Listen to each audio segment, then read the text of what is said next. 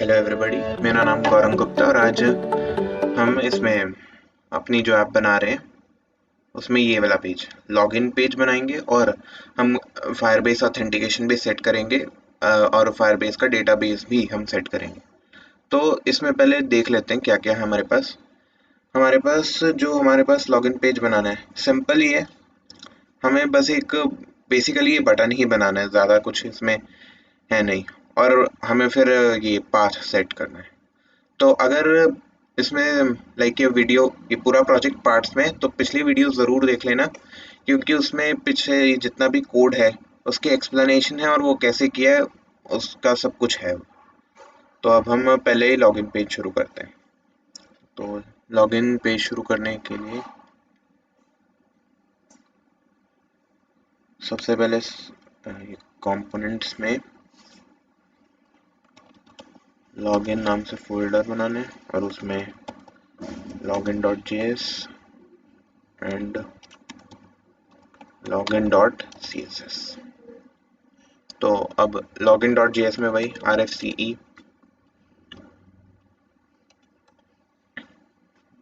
तो अभी हम इसमें वैसे लॉगिन लिख देते हैं और ये CSS फाइल है, इसको इंपोर्ट कर लेते हैं।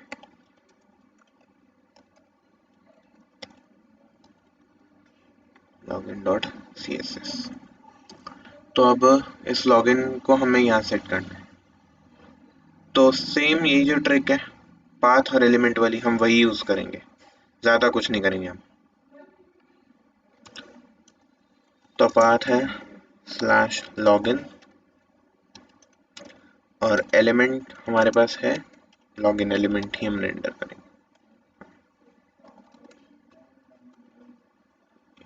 अब यहाँ पर अभी हमारी ऐप सेट होगी ना, तो अब हम यहाँ पर लॉगिन पे जाएंगे तो देखना ये अब हमारे पास ये लॉगिन लिखा गया ना। तो अब हम इसको बटन को इसको एक बटन की फॉर्म में रखते हैं और इसको थोड़ा सा स्टाइल करते हैं। तो अब ये लॉगिन का मैंने बटन लगा दिया। तो सिंपल कुछ नहीं किया ज़्यादा, बस एक कंटेनर बनाया और उसमें एक बटन लगा दिया ये। अब देख रहे हो ये बटन कुछ खास ज़्यादा अच्छा लग नहीं रहा, तो अब इसको थोड़ा सा अच्छा बनाते हैं। और ये अब हमने इसकी स्टाइलिंग भी कर दी। ज़्यादा कुछ नहीं किया, एक इसको हाइट और विड्थ 100% दिए और इसको जेड इंडेक्स 100 दिए। जेड इंडेक्स यहाँ 100 इसलिए दिए क्योंकि अगर बाई चांस इसके पीछे भी एलिमेंट्स हो सकते हैं, खैर इसमें तो नहीं होंगे क्योंकि हमने पाथ्स के हिसाब से सेट किया हुआ है, बट अगर होते तो ये हमेशा ऊपर होता और पूरे एरिया को कवर कर रहा होता। तो फॉर एग्जांपल अगर इसके पीछे कोई बटन होता, मैं उसको क्लिक नहीं कर पाता जब तक कि मैं इसको लॉगिन नहीं करता। तो और बाकी ये लॉगिन बटन को बस थोड़े से स्टाइल्स दिए। तो ये जो कलर है लॉगिन विद गूगल के लिए, तो इसका जो बैकग्राउंड कलर हो एक्चुअली गूगल का जो ब्लू कलर है जो गूगल अपने सिंबल में यूज़ करता है वही यूज़ किया मैंने, सेम ही कलर यूज़ किया। तो अब सबसे पहले हम फायरबेस को सेट कर लेते हैं। फायरबेस को सेट करने के लिए फायरबेस firebase.com पे जाएंगे। तो एक मिनट ये खुल जाए, तो यहाँ से एक अकाउंट सिलेक्ट कर लेंगे।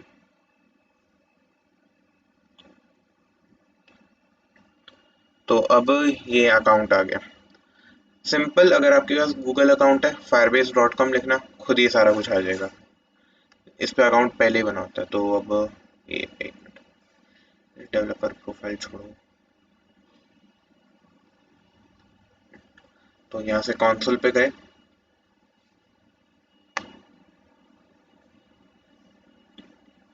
जो भी प्रोजेक्ट बनाना है प्रोजेक्ट ऐड करो। तो यहाँ पर जैसे हमारा है न्यूज़ ऐप YT।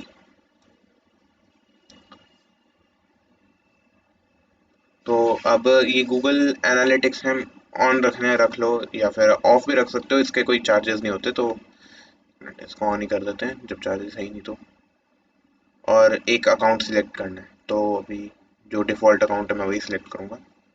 तो अब ये सारा कुछ जो प्रोजेक्ट होगा ये सेट कर लेगा। तो ये अभी प्रोजेक्ट बना रहा है तो हम थोड़ी देर रुक जाते हैं,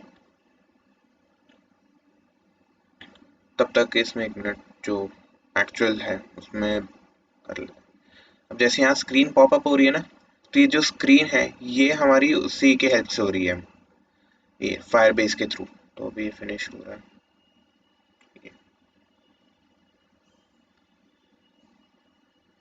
तो अब जो भी ये सेव्ड वाली चीज़ है, सेव्ड आर्टिकल्स और जो भी हमारे पास सब्सक्रिप्शंस हमारे पास हैं, वो सब हम यहाँ पर जो डेटाबेस होगा उसमें करेंगे। ये हमारे पास तैयार हो गया प्रोजेक्ट। तो अब इसे कंटिन्यू करेंगे। अब इसमें यहाँ सेटिंग्स पे क्लिक करना है, प्रोजेक्ट सेटिंग्स में जाना है और यहाँ पर ये जो सिंबल है वेब वाला, इस पे क्लिक करना है। अब यहाँ पर अपनी कोई भी ऐप, जो आपने प्रोजेक्ट का नाम रखा है वो ऐप का नाम हो सकता है, कोई इशू नहीं है। तो मैं रख दूंगा सेम ही, न्यूज़ ऐप वाई। अब अगेन फायरबेस होस्टिंग अगर चलानी है तो चला सकते हो, इसको बाद में भी कर सकते हैं। तो अभी मैं इसको नहीं कर रहा, तो इसको बाद में करेंगे।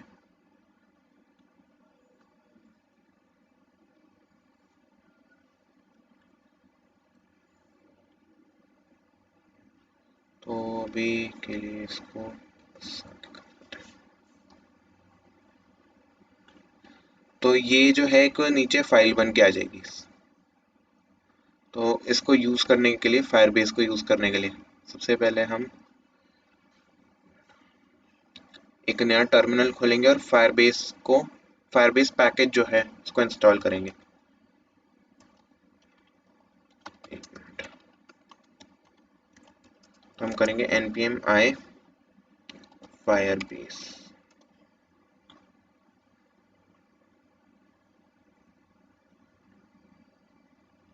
अब जब तक ये हो रहा है तब तक देख लेते हैं इसमें है क्या क्या। तो हमारे पास बिल्ड में आ जाओगे तो ऑथेंटिकेशन है जो हमें चाहिए। फायरबेस डेटाबेस, फायरस्टोर डेटाबेस है, बहुत बढ़िया होता है। इवन इसमें स्टोरेज भी अवेलेबल होती है, तो अगर आपको जैसे फाइल्स या बड़ी फोटोज स्टोर करनी है तो फोटोज भी इसमें स्टोर की जा सकती है, और ये रियल टाइम डेटाबेस में भी काम हो सकता है। तो रियल टाइम डेटाबेस में काइंड ऑफ एक डेटाबेस से एपीआई बना लेते हैं। तो जो एपीआई वगैरह बनाने का काम होता है वो हम इसमें रियल टाइम डेटाबेस में करते हैं। तो अभी तो हमें फायर स्टोर की ज़रूरत पड़ेगी, तो इसको फायर स्टोर पहले ऑथेंटिकेशन कर लेते हैं।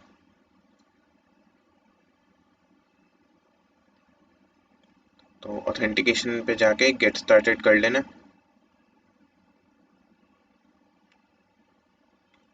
अब इसमें देख रहे हो काफ़ी सारे प्रोवाइडर्स हैं। नेटिव ईमेल पासवर्ड से भी कर सकते हो, फ़ोन से करना है फ़ोन से कर लो, कोई अनोनिमसली करना है कि हाँ कोई भी कर ले, कोई फ़र्क नहीं पड़ता, तो वो भी हो सकता है।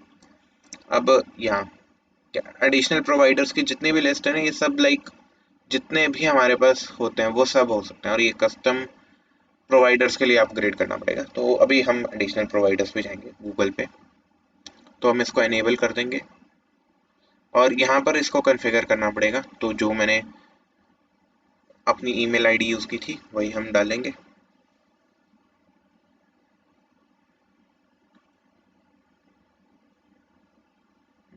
अब यहाँ पर आ गया ना, अब गूगल जो है इनेबल हो गया। तो अब वो जो हमारे पास फाइल थी हम वहाँ जाएंगे पहले।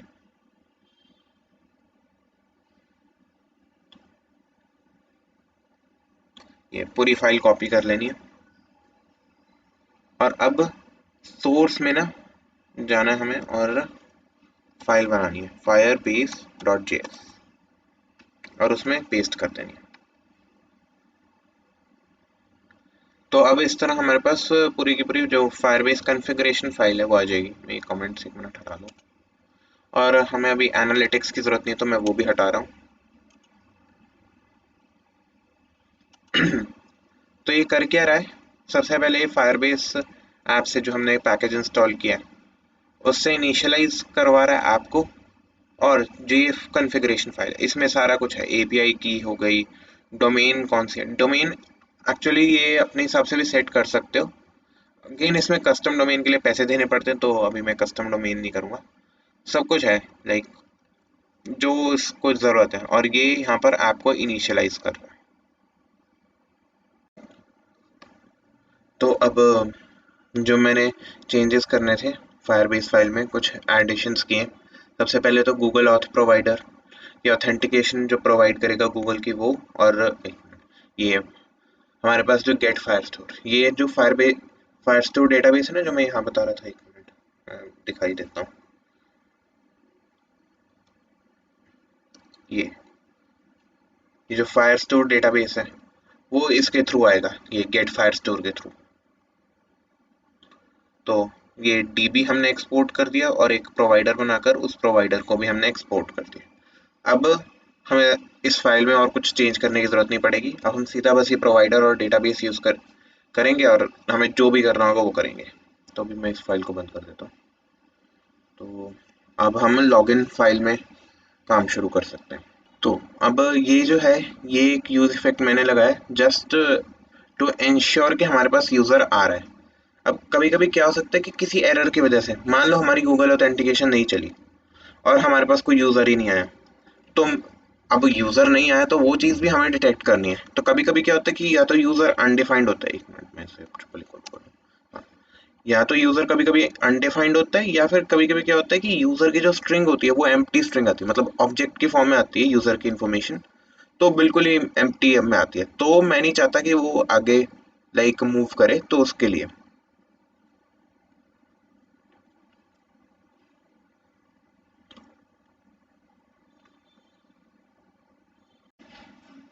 तो अब टू वे बाइंडिंग हम करेंगे। अब टू वे बाइंडिंग इसलिए कर रहे हैं क्योंकि देखो, लॉगिन का जो मेन फंक्शन है वो है यूज़र की इंफॉर्मेशन लेना, कि यूज़र का नाम क्या है, यूज़र की कोई इमेज अगर उसने यूज़ करनी है या फिर उसके ईमेल आईडी, ताकि हम उसके हिसाब से डॉक्यूमेंट बना सकें इन फायरबेस। तो यहाँ से जो हमारे पास डेटा आएगा वो आएगी यूज़र की सारी डिटेल्स जो भी गूगल ऑथेंटिकेशन में होती हैं। तो अब हमें वो डिटेल्स यहाँ नहीं चाहिए, हमें वो बहुत जगह चाहिए। यहाँ पर जो एक सेव्ड कंपोनेंट है यहाँ पर चाहिए, सब्सक्रिप्शंस में चाहिए। तो उसके लिए हमें ये चाहिए सबसे ऊपर वाले कंपोनेंट में, मतलब ऐप कंपोनेंट में। तो कंपोनेंट ट्री में सबसे ऊपर लाने के लिए हम ये टू वे बाइंडिंग करेंगे। तो यहाँ पर हम एक यूज़र वेरिएबल होगा, यूज स्टेट से हम वो बनाएंगे, और एक हैंडल यूज़र फंक्शन है। अब इन दोनों की हमें ज़रूरत पड़ेगी इसमें लॉगिन में, तो हम इसको पास कर देंगे। एक मिनट, यूज़र में हम पास करेंगे यूज़र, और हैंडल यूज़र में पास करेंगे हैंडल यूज़र। तो अब हमने यहाँ पर यूज़र और हैंडल यूज़र ने इसको लॉगिन को पास कर दिया। अब लॉगिन में रिसीव भी कर लेते हैं। तो उसमें रिसीव करने के लिए simple handle user end user.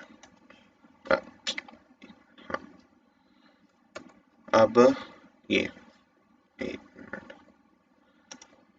ये हमें सारे चाहिए। प्रोवाइडर जो हमने फायरबेस फाइल बनाई थी ना, उसमें जो प्रोवाइडर था वो ये यूज़ नेविगेट, ये सिर्फ नेविगेशन के लिए, ये रिएक्ट रूटर डॉम में होता है।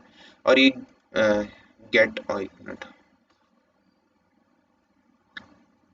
ये थोड़ा सा बड़ा, चलो कोई नहीं।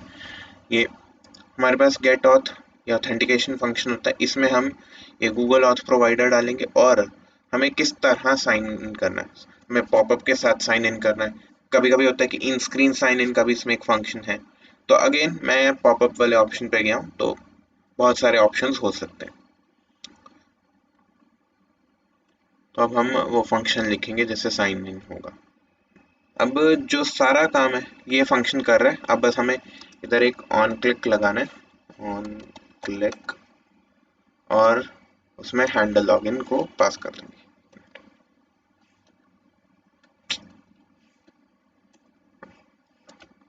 बस। अब ये फंक्शन क्या कर रहा है, सबसे पहले एक ऑथ जो है, ऑथ नाम का एक हमारे पास वेरिएबल बन रहा है जो गेट ऑथ, मतलब ये जो ऑथेंटिकेशन का फंक्शन है ना उसका एक ऑब्जेक्ट बना रहा है। फिर ये जो ऑथेंटिकेशन है और जो हमने प्रोवाइडर है, मतलब कौन सा प्रोवाइडर यूज कर रहे हो भाई, तो उसके लिए हम किस में डालेंगे, साइन इन विद पॉपअप। उसके बाद क्रेडेंशियल्स आएंगे गूगल ऑथेंटिकेशन से, जहाँ से हम यूज़र निकालेंगे रिजल्ट से, और फिर हम उस हैंडल यूज़र को यूज़र में डाल देंगे, और फिर हम होम पेज पे नेविगेट करेंगे। और अगर कुछ भी एरर आता है, कुछ भी हो सकता है, नेट ही ऑफ हो सामने वाले का, तो उसके लिए ये एरर, अब ये एरर आ जाएगा हमारे पास उसमें, यहाँ पे एक मिनट आया हुआ है। हाँ, तो एरर आ जाएगा और हम उसको क्लियर कर लेंगे। एक मिनट, यूज नेविगेट, मैंने नेविगेट ही नहीं बनाया।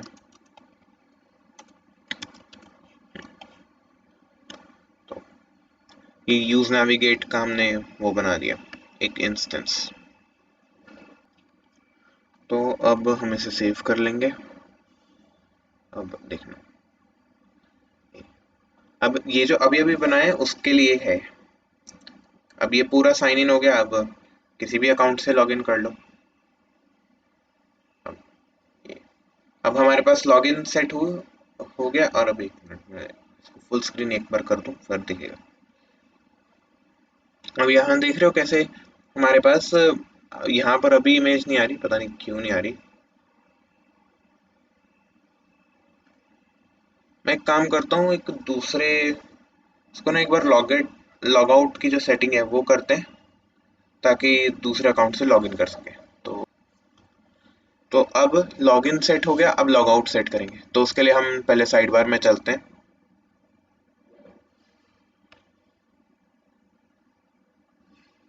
तो हम साइड बार में अब इस पे लॉग आउट बटन पे काम करना शुरू करेंगे। तो अब हमने ये लॉग आउट फंक्शन बना लिया।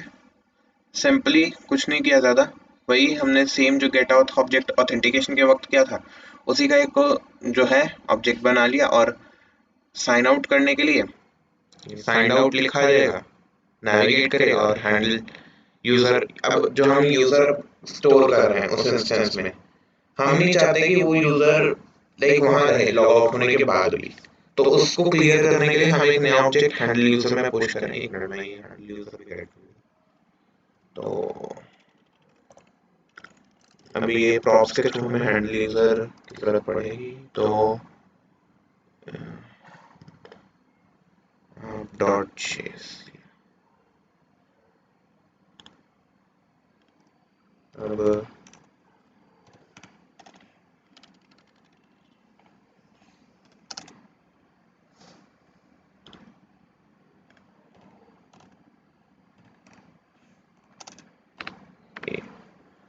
हमने हैंडल यूजर भी पास कर दिया।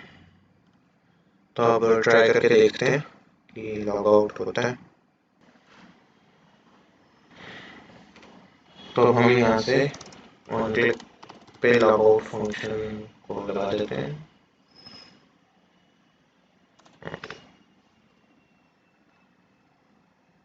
तो अब यहाँ पर मैंने कंसोल भी खोल लिया।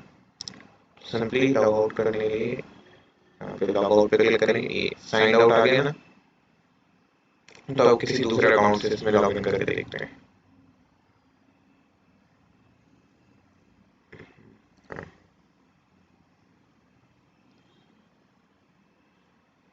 अब ये दूसरे अकाउंट से लॉगिन हो गया है हमारे पास।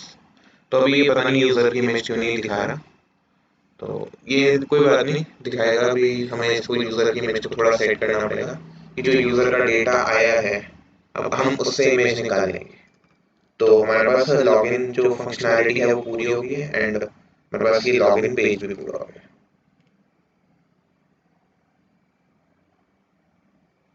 तो एक बार और करके दिखा देता हूँ। तो ये अब हमारे पास लॉगिन भी सेट हो